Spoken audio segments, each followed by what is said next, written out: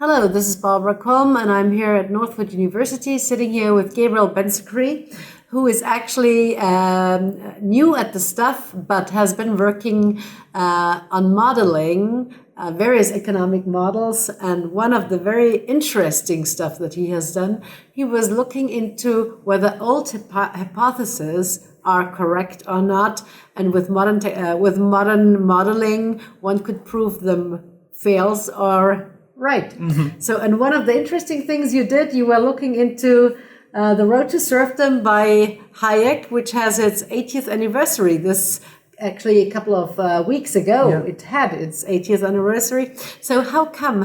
What did you do there? Could you explain a little bit to our audience? Thank you very much, Gabriel. Thank you. Thank you for having me. So what we did, we were interested to look into The Road to Serfdom and test what we call the Hayek hypothesis. So Hayek argued that capitalism was a necessary condition for political freedom.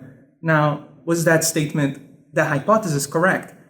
So some economists tested that hypothesis using economic freedom indexes, but we argued that Hayek meant something different with capitalism. What Hayek meant was private ownership of the means of production, not necessarily economic freedom. So what we did, we got a data set that measures the level of ownership of the production by government and private. And we saw if we had, in any point in history, with data going back to 1789, if we ever had a country that had a socialist economy, that is government control of the means of production and democracy at the same time.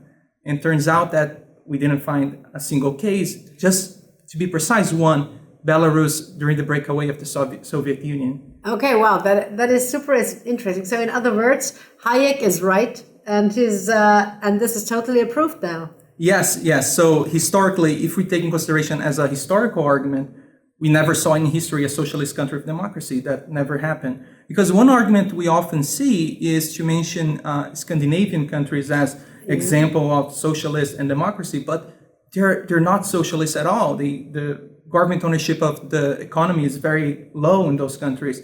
So it's one of the most capitalist countries in Europe, or the Scandinavian countries. So in terms of what capitalism and socialism actually mean, Hayek was correct. Yeah. So in other words, we also need to look at the framing and the labels and how we the terms we're using. Is that correct? Absolutely, yeah. Because what happened is, after the 1940s, there was a switch of what socialism meant. People start using welfare state as having the same meaning as socialism, but that's not the historical meaning of the word socialism. So we are really looking forward. So what are your next work? What is your next work? What are you researching on now? So we keep with Hayek, and now we're testing other freedoms, not only political freedoms and democracy. We're also looking to academic freedom, for example. Do we have academic freedom under socialism? So we're testing that. So, but the term is, how do you define socialism? Yes. How do you define socialism in your hypothesis? Always with government ownership of the means of production. That's what the original socialists mean when they say socialism. It's what Marx meant when he was talking about socialism. That's what Lange and Lerner meant when they're talking about socialism. And many of these socialist scholars, they were concerned actually about the relationship between totalitarianism and socialism. Correct. So they were actually cautious, especially Lerner. Lerner was very cautious about this relationship between socialism and totalitarian governments. Well, and the interesting thing is, for example, in Europe, the means of production at universities is government owned. Yeah. So you're looking into that, and how do you do that in the U.S.? Because many universities here in the U.S. are private or differently funded than the European system. How do you define that?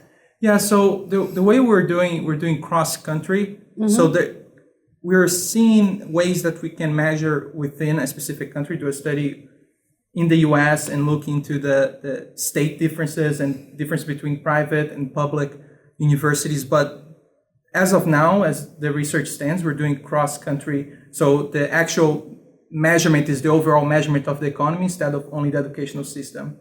Wonderful. So when is this study to be out? Oof, I don't know. That one to be determined. Well, in other words, stay tuned and let's see. Maybe we are back in Northwood next year, and then Gabriel can provide us with the results already. Yes. Thank you very much for joining. Thank you.